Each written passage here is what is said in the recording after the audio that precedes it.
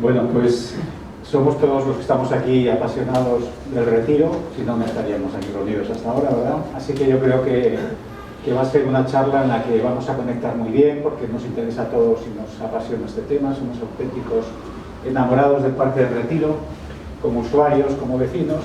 Y bueno, Antonio me encargó que hablara del siglo XX en el Parque del Retiro.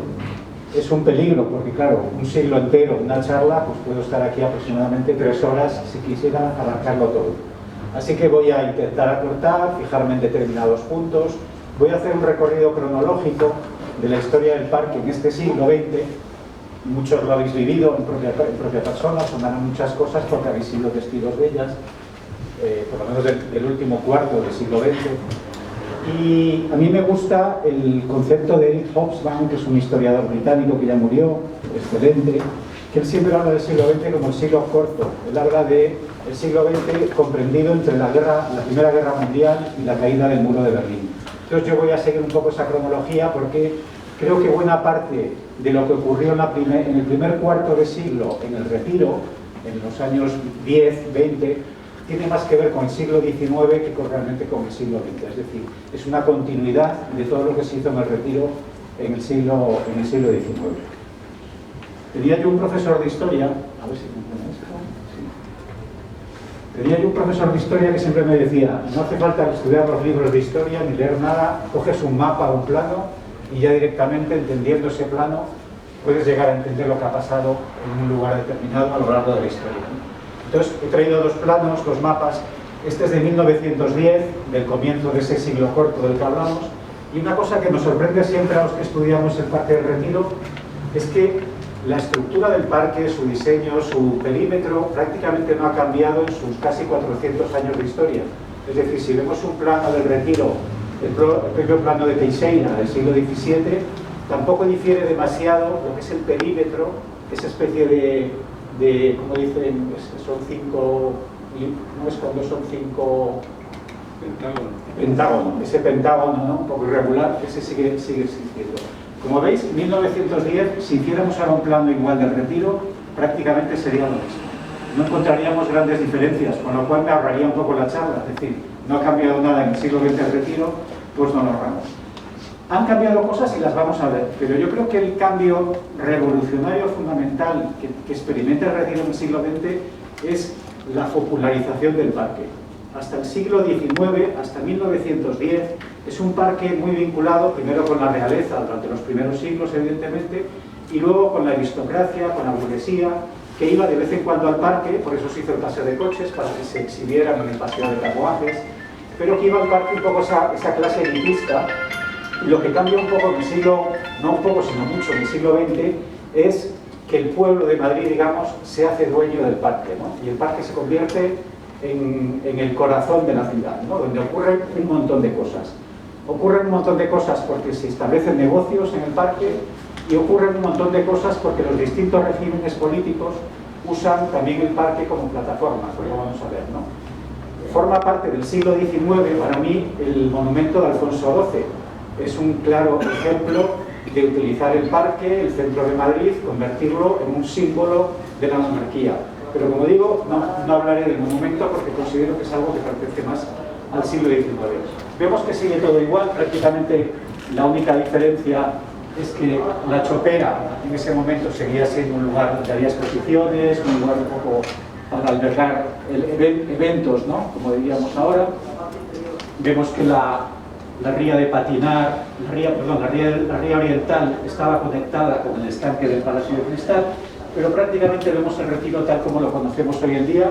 La parte este es la que más cambia, tiene que ver con la urbanización que tiene lugar en el barrio de Retiro, es decir, cuando se construye todo el barrio de Ibiza, ¿no?, el actual barrio de Ibiza, el Niño Jesús, se van abriendo puertas y el Retiro empieza a cambiar mucho por la parte este. Cuando se construye, pues se rehabilita el zoo, cuando se hacen los jardines de Herrero Palacios, a lo largo del siglo XX, de Cecilio Rodríguez, etc. Todo lo demás prácticamente sigue igual. Vemos ahí el estanque que no está cerrado del todo, no está, digamos, perimetrado, pero prácticamente igual.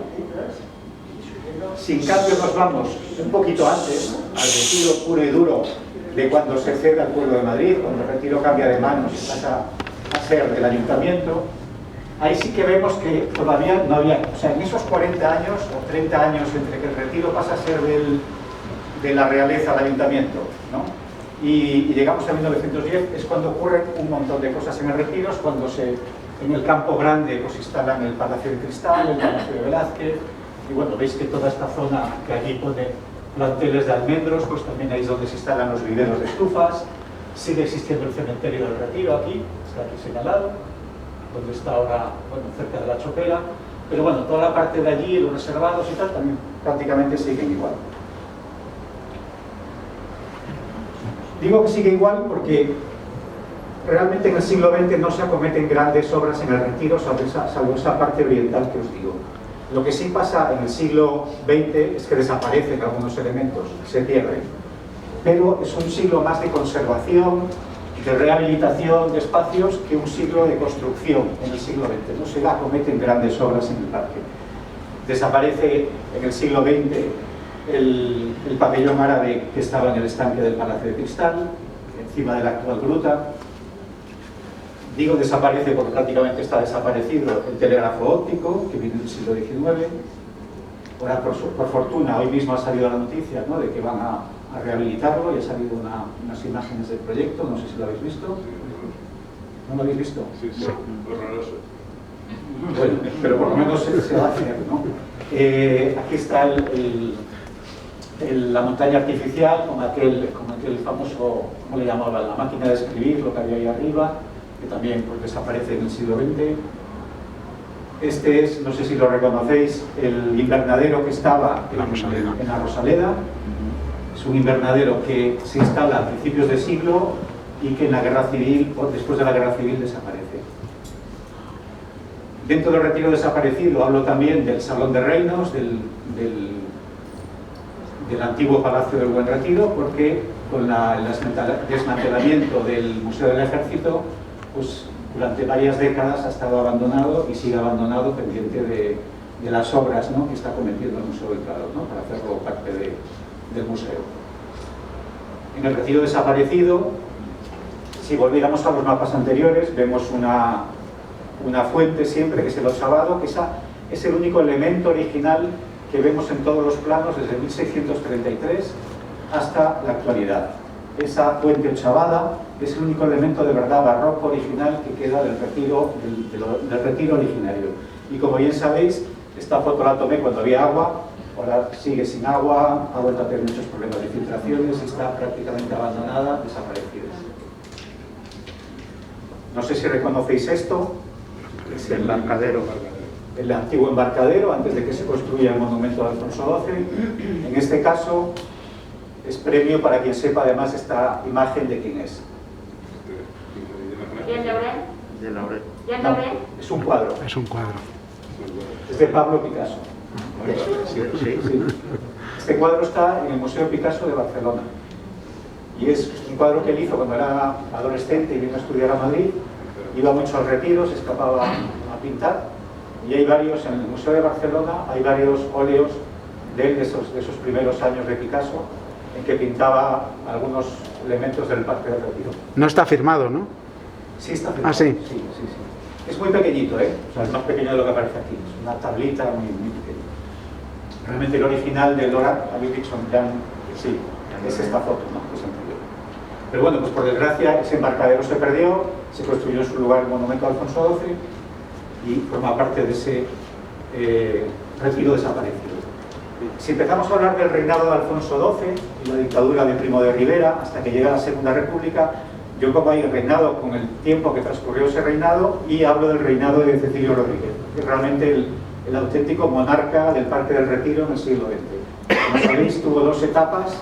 Él empezó a trabajar con 8 años como jardinero con 8 años de edad, como jardinero del parque, del Ayuntamiento de Madrid, y fue escalando en el Ayuntamiento y terminó de director de Parques y Jardines, director del Parque del Retiro, y su impronta en el Retiro es brutal, ¿no?, en el siglo XX, porque es el autor de todos esos, que digo que son pequeños cambios que hay en el Retiro, son atribuibles a Cecilio Rodríguez. En esta primera parte de su mandato, en la época de Alfonso XII, porque luego es destituido durante la República, es cuando él diseña y organiza la Rosaleda, en 1915. Se encarga también de la rehabilitación y puesta en marcha del zoológico, de la antigua Casa de Fieras. Veis aquí una imagen antigua, con la entrada original, que sigue existiendo, vallada, y que realmente la Casa de Fieras se convierte también en uno de los elementos un poco vehiculares del Retiro a lo largo del siglo, porque desde que bueno, realmente viene desde el siglo XVIII, pero desde que se populariza el zoológico de Madrid durante todo el siglo, es el lugar más visitado de Madrid. La gente venía al Retiro no para pasear, sino para ver la Casa de Fieras. Aquí vamos a ver un vídeo vais a ver hoy varios nodos. Con una cigüeña con una misión especial. Se posó un instante para orientarse, volando después hacia el zoológico. Y allí avisó a los pumas que iban a ser papás. Y en efecto, nació un cachorrete que fue inscrito en el censo con el nombre de Curro. Ya de la cigüeña, bueno, era la época, ¿no? Que se contaban así las cosas. Es curioso esto. Bueno, realmente la Casa de Fieras, como os digo, desde los años 10 aproximadamente es cuando se abre al público y se hace una concesión y empiezan a explotarla, y realmente está abierta casi ininterrumpidamente, salvo el periodo de la guerra, hasta 1969, que es cuando se cierra y se decide trasladar el Zoo de Madrid a la Casa de Campo. Y mientras se terminan las obras de Casa de Campo, se cierra en el 69 y ya en el 72 se produce todo el traslado y la apertura del zoológico de la Casa de Campo. Que curiosamente el arquitecto que hace el zoológico de la Casa de Campo es Javier Carvajal, un arquitecto muy vinculado con el régimen anterior, que es el autor de la Torre de Valencia. Es otro de los elementos destacados del Retiro externos en el siglo XX. Esta imagen, no sé si la reconocéis, es de cuando terminan las obras de Casa de Fieras, de los jardines de Herrero Palacios actuales, es decir, cuando Cecilio Rodríguez culmina toda esa obra de la parte oriental del parque. No sé si reconocéis la foto, el lugar, desde dónde está tomada. ¿Sí? Desde el nuevo Palacio de Congresos ese que han hecho ahí, ¿no? No, al revés. Está desde la fuente de las gaviotas. ¿De las gaviotas? O, sí, la que está al principio de Cecilio Rodríguez. Esto es curioso porque esta foto es de 1933. Lo que se vería al fondo es el pabellón, no se ve porque no. Como vemos aquí, los jardines de Cecilio Rodríguez, llamados así ahora, ya se terminaron en la República. Es decir, que lo que hizo fue completarse, porque luego hubo algunos cambios, como veis ahí, pues hay cosas que han cambiado, pero ya estaba el germen de los jardines de Cecilio, ya estaba en los años 30. Esto es una noticia relacionada con Cecilio Rodríguez que salió en la prensa en el año 28, es una curiosidad. Y es que atribuye, como don Cecilio era el monarca del parque, el rey del Parque del Retiro, le atribuye una gesta heroica, y es que se escapa un oso blanco del zoo y él lo abate con una escopeta. Seguramente un poco fake news, porque ya existían las fake news antes, entre otras cosas porque, bueno, suena un poco exagerado todo el relato, si leéis la crónica, si la buscáis, porque por ejemplo habla de que tiene un hijo, y yo hasta donde sé, Cecilio Rodríguez no tuvo hijos. O sea que el hijo por lo menos no estaba, no sería. Y bueno, esto es historias de curiosidades de Cecilio Rodríguez. ¿Qué pasa durante el reinado de Cecilio Rodríguez y de Alfonso XII? Bueno, pues que se completa esa parte que digo que viene un poco del 19, de poblar el Retiro de estatuas, ¿no? Y de monumentos que honran a militares. Si os fijáis, realmente en el Retiro lo que más hay son militares, médicos y artistas, ¿no? La mayor parte de ellos ya no los conocemos, no nos suenan, aunque fueron muy conocidos en su época. Realmente solo nos queda pues Galdós, Martínez Campos, quizá, bueno, pues alguno de ellos sí nos suena. Sí son más importantes que ellos, o más conocidos hoy en día, los escultores que participaron. Esta es de Belliure, que es la de Martínez Campos, que tenemos 3 o 4 obras de Belliure, como esta también, la del periodista Miguel Moya en el Retiro. Esta es la del doctor Cortezo, que tanto nos gusta a algunos de los presentes aquí, que es de Miquel Blay, de un escultor catalán muy importante, y por supuesto la de Galdós, que es de Victorio Macho, que como veis es una imagen que nos trae un poco más hacia el 19, ¿no? Y el propio Galdós a que nos evoca más al 19 que al 20, ¿no? Que vivirá mucho más. La de Ramón y Cajal, que también se inauguró en los años 20, de Vittorio Macho, y se produce alguna reordenación, estoy hablando antes de la República y de la Guerra. Una de las más importantes es la instalación de la puerta de Felipe IV, que estaba en los Jerónimos, estaba más abajo, se traslada a su emplazamiento original. Es la puerta más noble, más bonita, a mí es la que más me gusta, no solo del Retiro, sino de Madrid. A mí personalmente me gusta más esta puerta que la puerta de Alcalá. Es una puerta bellísima, barroca, de 1690, ¿no? Aproximadamente. Y el otro gran acontecimiento que se produce en esta primera mitad de siglo, y que tiene mucho que ver con lo que os decía antes de la popularización, la toma del Retiro por la ciudadanía, es la apertura del metro de Retiro, ¿vale? Que se produce en 1924, creo que es.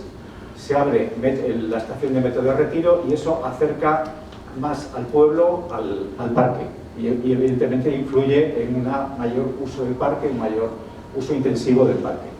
Es curioso porque además la llegada del metro a Retiro, que ahora además es que entra directamente en el parque, yo no conozco ningún parque en el mundo donde se pueda llegar así, ¿no? En transporte público al interior del parque. Podríamos hablar del Tiergarten en Berlín, pero es que es un parque abierto donde sí se llega en transporte público, pero es un concepto diferente, ¿no?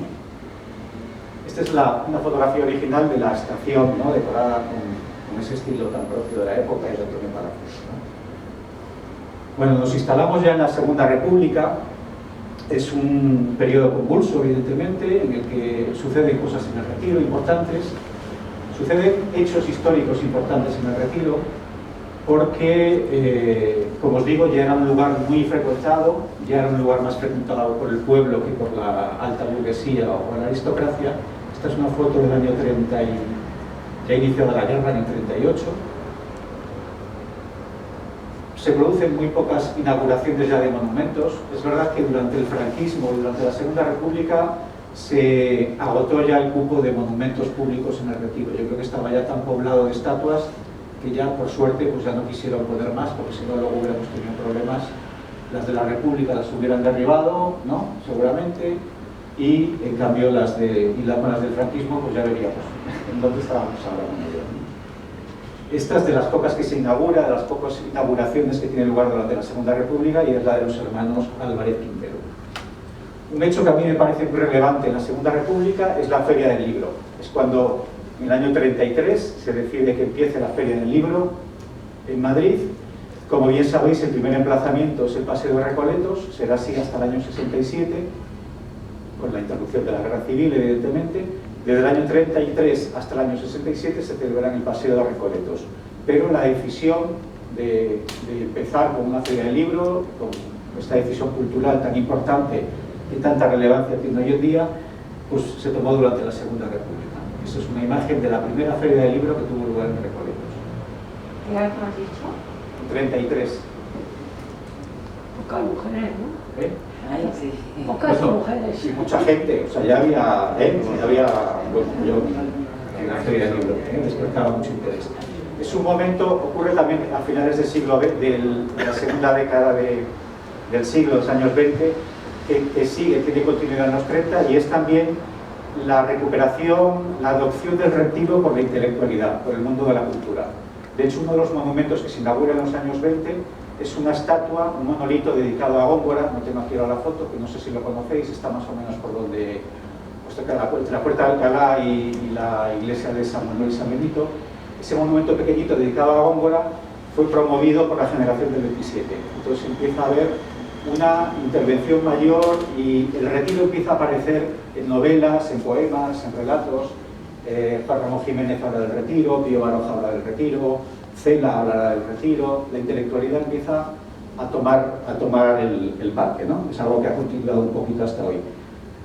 Os traigo aquí, no lo voy a poner entero, este Ramón Gómez de la Serna, es un discurso surrealista propio de él, muy conocido. Lo que mucha gente no sabe, yo creo que sí que lo veis, ¿no? Tanto el gallo que se acuerda que todo el mundo sabe. Pero estas cosas más sencillas del corazón. contando desde la barandilla del estanque del Palacio de Cristal, ¿verdad? Es curioso que hable del gallinero, porque el primer nombre del retiro, no sé si lo sabéis alguno, cuando lo crea el conde duque de Olivares, le llaman el gallinero, porque él tenía ahí sus colecciones de aves, sus jaulas, ¿no?, enormes con aves, y entonces el pueblo empieza a conocer el retiro como el gallinero. Y es curioso que ahí, no creo que lo supiera Gómez de la Serna, que hable del gallinero. Un hecho muy relevante que tiene durante la Segunda República es que en la Constitución de 1931, por primera vez en España, una Constitución habla del patrimonio, de la necesidad de proteger el patrimonio. Es la primera vez que el Estado toma cartas en el asunto, se constitucionaliza el derecho al patrimonio. Y de hecho tiene lugar durante la Segunda República la primera ley de patrimonio histórico, que es la que declara el jardín, el retiro, como jardín histórico-artístico. Esta decisión bueno, es una moda, no voy a decir una moda, pero es decir, es una toma de posición por parte del Estado de proteger el patrimonio. Hasta entonces no se valoraba eso. Ocurre en otros países europeos, también más o menos en esa época. Y entonces el Estado habla por los parques, por los lugares históricos, por los palacios. Claro, es decir, también en el momento en que el Estado se había apropiado de todo lo que formaba parte de la monarquía, y entonces dice que hay que protegerlo. Esto es un momento fundamental para la historia del Parque del Retiro, porque supone ya la declaración del Retiro como parque histórico-artístico protegido, que dura hasta hoy, con diversas leyes también luego que han ido ampliando, declaraciones, el interés cultural, etc. Otro hecho relevante histórico que tiene lugar en el parque, en el año 36, es la elección de Manuel Azaña como presidente de la República. Los compromisarios, que eran 900, no cabían en el Congreso de los Diputados para elegir al presidente. Sabéis que era una elección indirecta, o sea, se elegían compromisarios que luego votaban al presidente de la República. No era una elección directa del presidente. Los 900 no cabían en el Congreso y yo nunca entenderé quién decidió que en cambio sí cabrían en el Palacio de Cristal. Yo creo que habría que hacer la prueba de poner a 900 personas ahí, a ver si es verdad que caben, además con el calor que hace ahí. Era en el mes de mayo, creo que era mayo, un poco antes del golpe de Estado y de la guerra, y es ahí donde eligen a Azaña. Esta es una imagen del ABC de la época, que conocéis, ¿no? El palacio, todo el lugar. Bueno, había puesto unas gradas y ahí estaban los 900. Bueno, pasamos a otra época, vamos con esta cronología, nos situamos en plena guerra civil. Estas son unas imágenes que conseguí hace unos años y las publiqué en mi blog, en Retiromanía. Desde entonces me las han cogido en todas partes, pero fui yo el primero que las halló, que me llamaron muchísimo la atención. Es una exposición de arquitectura nazi alemana que había venido a España en el año 44, y es una pena porque no he encontrado vídeo o imagen audiovisual del momento, pero lo único que hay son estas fotos. Os traigo aquí alguna que llama mucho la atención, ¿no? El Palacio de Velázquez, lo conocéis, ¿verdad? Serrano Suñer. ¿Estáis Serrano Suñer? Está Serrano Suñer. Que también era vecino del barrio, o del barrio de al lado. Sí. Estaba Franco, ahí veis el busto de Franco a la derecha, y el de Hitler. Da repelús, o sea, pensar que, madre mía, que en pleno Madrid y en el Parque del Retiro estaba abierta esta exposición. Y tuvo mucha influencia en la arquitectura posterior del franquismo, porque claro, pues todos los arquitectos de la época pues aprendieron sobre esta arquitectura, bueno, pues, fascista, ¿no? Típica de la reconstrucción de Berlín, con este tipo de... Allí su desfile, vinieron las tropas alemanas. Y bueno, pues traigo aquí como anécdota pues el tema del refugio antiaéreo, ¿no? Que se construyó en el Retiro durante la guerra, que parece que no se llegó a utilizar como tal, pero que pues queda como un vestigio de aquella época, ¿no? Hubo que construir un refugio para albergar a los vecinos del barrio en caso de que se repitieran los bombardeos tan fuertes que había habido sobre Madrid en el 36 y 37. Aquí tengo un vídeo que os lo pongo de cuando hicimos la visita. Esperemos que muy pronto ya lo abran para que se pueda visitar, porque realmente interesa.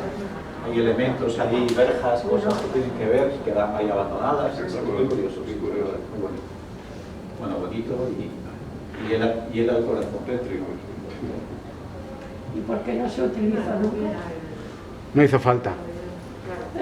Porque, a ver, los bombardeos de Madrid, siempre creemos que Madrid fue bombardeado durante toda la guerra. Hubo frente abierto en Madrid toda la guerra, pero es verdad que los bombardeos, estos masivos que hubo sobre la población, que hemos visto tantas fotos, se produjeron al principio de la guerra. Luego, por circunstancias militares, cambió y el bando franquista ya no siguió bombardeando la ciudad. Por necesidades logísticas, pues se fueron a otro sitio y no lo considero importante, ¿no? Se detuvo el frente de Madrid, digamos, ¿no? Yo soy historiador. Bueno, pasamos un poco al franquismo. Yo aquí este apartado lo he llamado el parque temático, porque es un momento de eclosión absoluta del parque. Se utiliza más que nunca para todo tipo de eventos. Es el lugar, un poco el corazón de verdad de Madrid. Se puebla de salas de fiesta, de lugares de esparcimiento. Veremos vídeos pues, de deportes, de competiciones deportivas de todo tipo.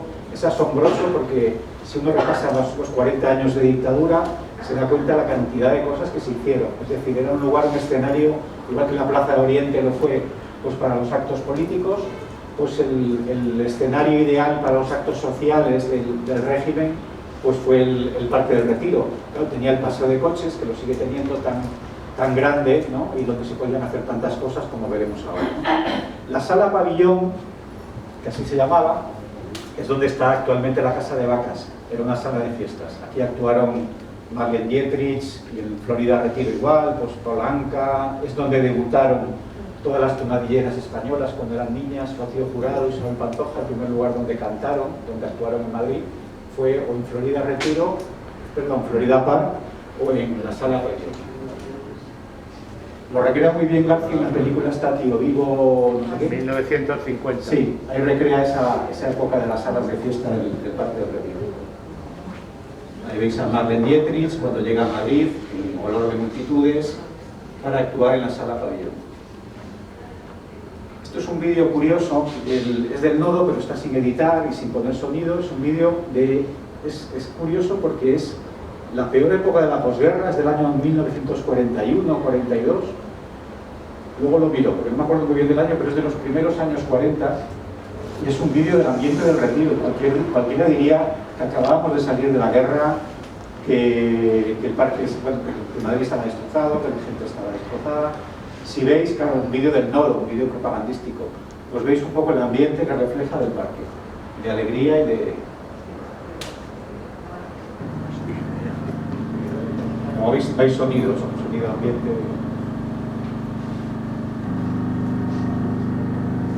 El barco solar actual, pues el precedente.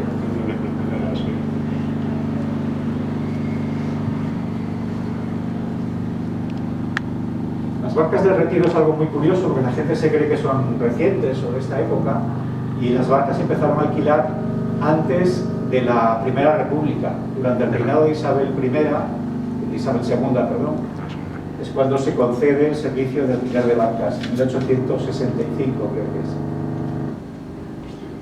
Imágenes de la Casa de Fieras.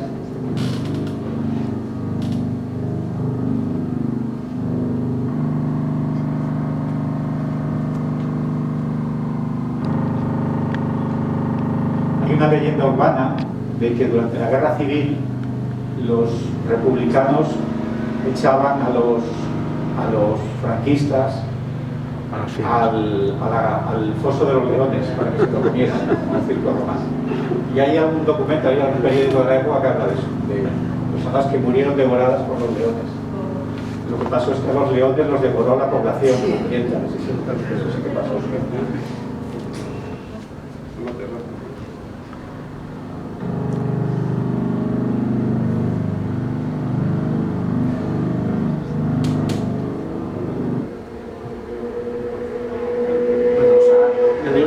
Hablo del parque temático por la cantidad de actividades. Os voy a poner 2 o 3 vídeos más, y así me callo yo un poco, donde vais a ver ese tipo de cosas que pasaban en el Retiro. Algunas os sonarán. Los corredores de Gran Clásico, los diminutos conductores de 7 a 10 años de edad, se lanzan sobre la pista, luchan con ardor y entusiasmo y conducen sus vehículos con toda maestría.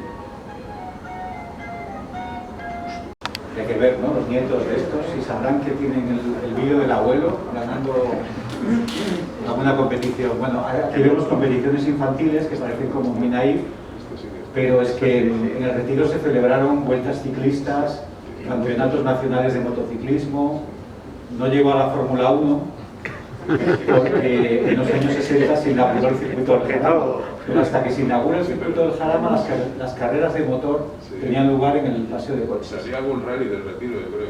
Sí. Es continuo, si veis los periódicos de la época, es continuo el uso del parque como lugar deportivo, ¿no? Como un gran escenario deportivo. El pavimento mojado da pocas facilidades a los motoristas en el Retiro durante el 14 Premio Internacional de Madrid que preside el ministro secretario general del movimiento, señor Solís. Los efectos del chaparrón caído momentos antes de la prueba de 500 centímetros cúbicos frenan la velocidad de los corredores que tienen que arribarse con el pie en las curvas cerradas. Bueno, ahí veis uno de los carteles, año 53, creo que es hasta el 67 también, pero cuando se inaugura el circuito del Jarama y entonces pasa todo allí. Ángel Nieto llegó a correr aquí. Cholo Álvarez, había mucha gente. Sí. Ignacio Herrero era también del barrio, que corría con Osa. Aquí, bueno, esto es una anécdota, digamos, bueno, que en el parque se ruedan muchas películas. Si os gusta el cine español de la época, del que ponían en cine de barrio, pues veréis el parque retratado en muchas pelis de estas de las tres de la Cruz Roja, las de Tony Leblanc, Concha Velasco, pues mucho, bueno, pues cuando ligan los personajes, pues quedan en el Retiro. Es un lugar de enamoramiento, de parejas, también los timos, ¿no? Algunas de esas películas donde salen los timadores pues, están en la puerta del Retiro, lo cual da fe un poco de ese uso del parque como un lugar ya muy, muy popular, ¿no? En el estanque del Retiro, que se deseca varias veces durante esta época para limpiarlo, se rueda la película esta en el año 64, creo que es, se rueda por Samuel Bronson y Henry Hathaway como director, El fabuloso mundo del circo. Os he traído aquí un fragmento, están John Wayne, Claudia Cardinale y Rita Hayworth.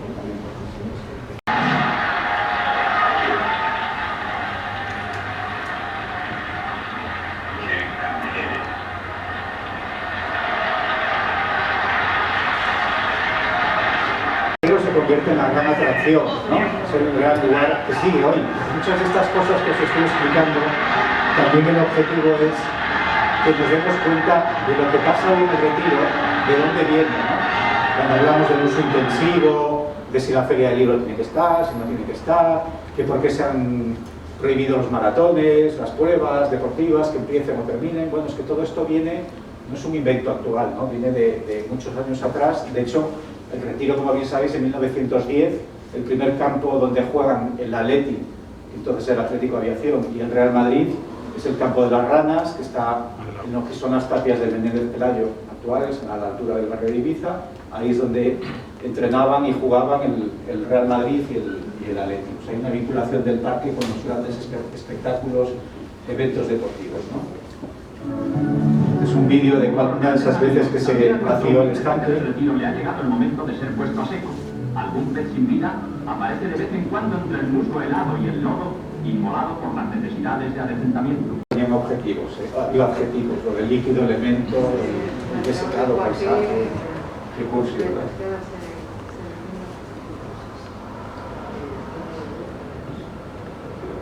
Fijaos, esto es impresionante. La carrera fue la gorda.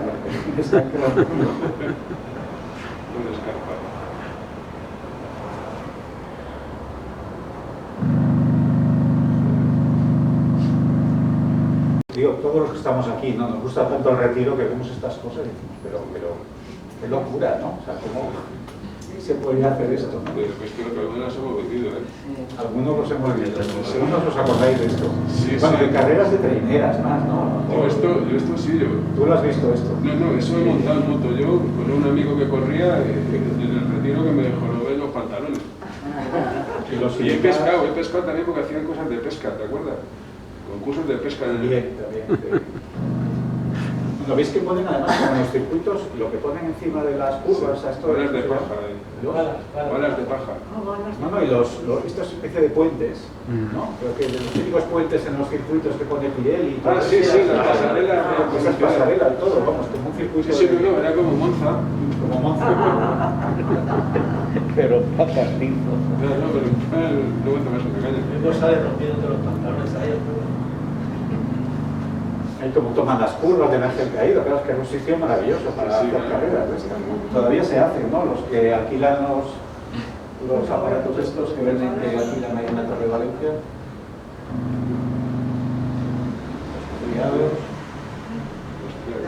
Don Manuel. Don Manuel Fraga, esta es la primera feria que tiene lugar en el Retiro, en el año 67. Esta foto es de 1967, cuando se decide pasar la Feria del Libro al Parque del Retiro.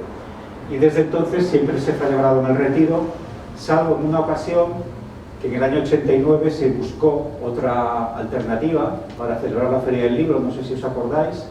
En el 89 se llegó a la Casa de Campo, al recinto ferial, al pabellón ferial de la Casa de Campo, antes de que se construyera IFEMA, ¿no? En la actual Parque de Juan Carlos I, por ahí. Existía el recinto ferial de Madrid fundamental, era el de la Casa de Campo, que no sé si se llama la Casa de Cristal, el pabellón de Cristal o algo así. Pues ahí fue la Feria del Libro en el año 89 y fue tal fracaso Bueno, hay uno de que ellos. al año siguiente volvió al paseo de coches y de hecho mantenido. Bueno, aquí hablamos de algo un poco menos divertido y es el uso, eso, como digo, propagandístico. Bueno, como os digo, si veis un poco los periódicos de la época, bueno, pues se utiliza el parque para muchas paradas de este tipo, para políticas o para militares, también para muchas misas de campaña, celebraciones eucarísticas. Pues claro, el lugar pues lo favorecía, ¿no? El paseo de coches, como veremos aquí. En el Parque del Retiro se efectúa una gran concentración de la falange. El gobernador y jefe provincial de Madrid, Carlos Ruiz, pasa revista a los camaradas.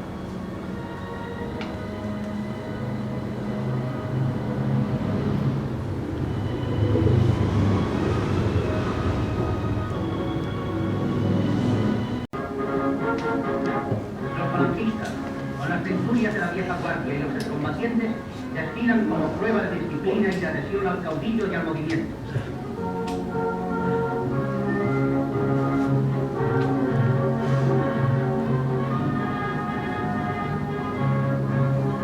No sé si habéis visto esto alguna vez.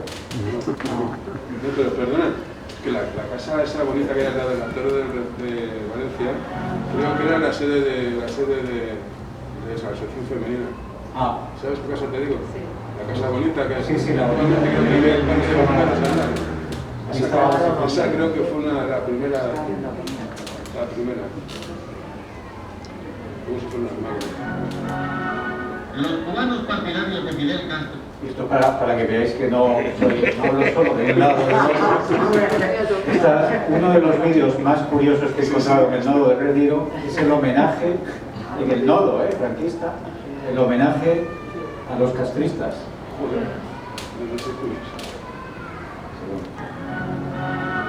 Los cubanos partidarios de Fidel Castro, residentes en Madrid, celebran el triunfo de su movimiento. Y Agustina, la hermana menor del jefe de la Revolución Victoriosa, se suma a sus compatriotas, que depositan flores ante el monumento erigido en el Parque del Retiro en honor de la República de Cuba.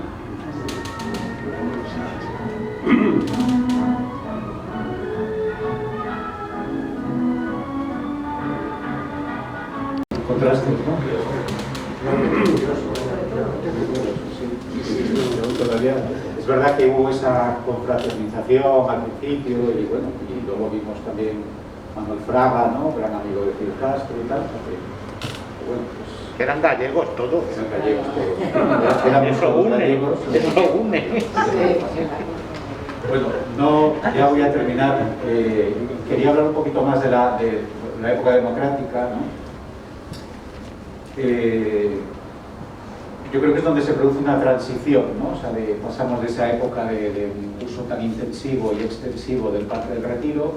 En los primeros años de la democracia resurge un poco también ese movimiento a favor de la protección del patrimonio, empieza el asociacionismo, empieza la gente a reclamar también que se proteja más el parque.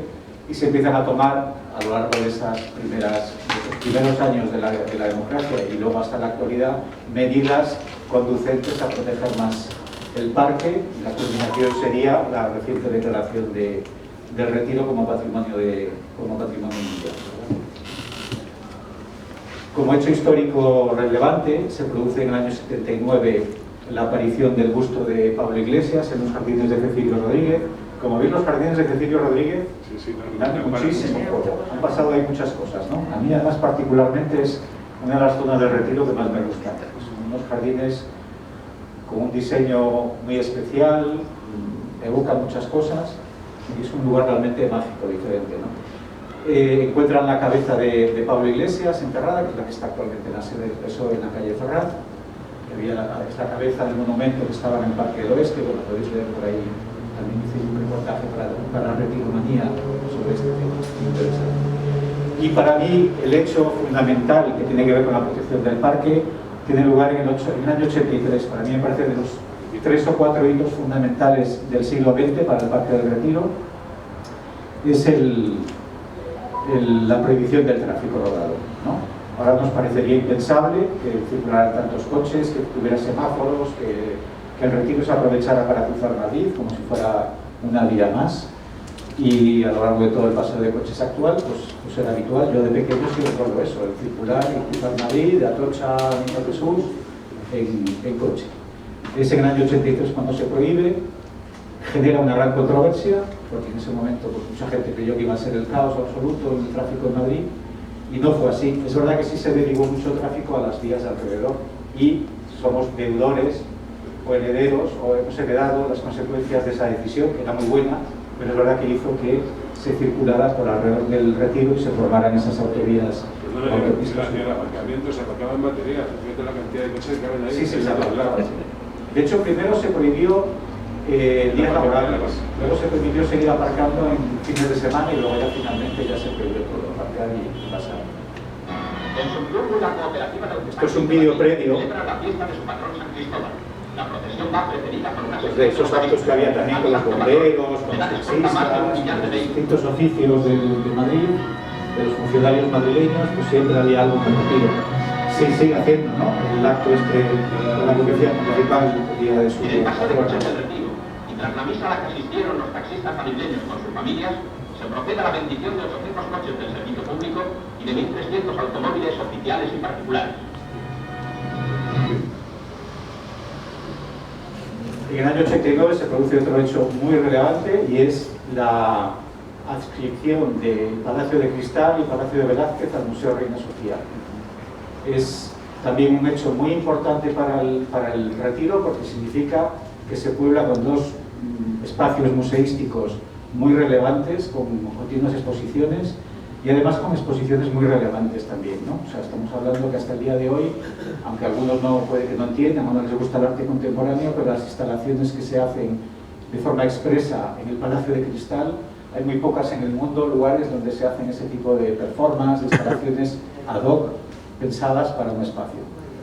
Y a mí, bueno, hay gente que critica el hecho de que siga Reina Sofía ahí mandando en el Palacio de Cristal y en el de Velázquez, pero bueno, porque no hay nada a cambio, claro, que es lógico, pero bueno, me parece que es un logro.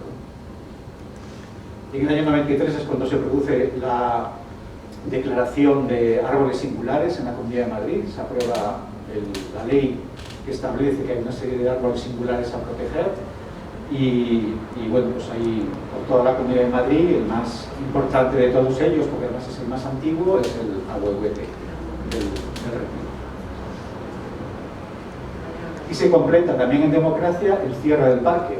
Buena parte de esas puertas que se construyen en el Menéndez Pelayo, la Puerta de Dante, todas las puertas que se han ido abriendo en el Retiro y que han facilitado el acceso de la gente, porque antiguamente os acordaréis que en toda la zona de Menéndez Pelayo lo que había era una tapia que cerraba la zona de la Casa de Fieras, todo eso. Entonces, bueno, se abre al pueblo y se abre al barrio de Ibiza a lo largo del siglo, y ese proceso culmina con la última puerta abierta, que es en el año 99, creo que en el 2001 se abre también la del Ángel Caído.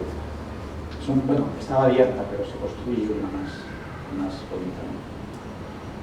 El debate en el que estamos abiertos ahora, y es el que abriríamos, es esa dialéctica entre el uso intensivo, que hemos visto tan positivo, es decir, el parque se popularizó, pero es verdad que recibe 40.000 personas diarias en un día normal, imaginaos ahora con la Feria del Libro, con la protección, cómo se conjugan, y ahí entra todo el tema también de los protocolos de cierre, etcétera. Y bueno, pues es un museo al aire libre, decidir si somos el pulmón de la ciudad, es decir, un espacio más natural, o somos el corazón de la ciudad, que es lo que se consiguió en el siglo XX, un lugar donde ocurren muchas cosas. ¿Queremos que sea una zona natural protegida o queremos que sea un espacio para la ciudadanía? Queremos las dos cosas, pero conjugarlas es un poquito complicado. Lo hemos convertido en una auténtica villa olímpica.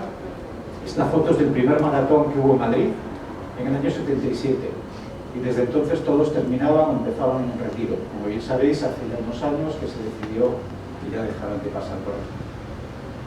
Y esto ya, con esto termino, son mis deberes para el siglo XXI del retiro. Son los temas que creo que quedan ahí latentes, de cosas que creo que hay que mejorar, pero esto ya es pensando más en el siglo XXI, con los aprendizajes de lo que ha ocurrido a lo largo de la historia del retiro, pues son mis ideas. No las voy a repetir, están ahí, y ya os doy la palabra para que comentéis. Muchas gracias.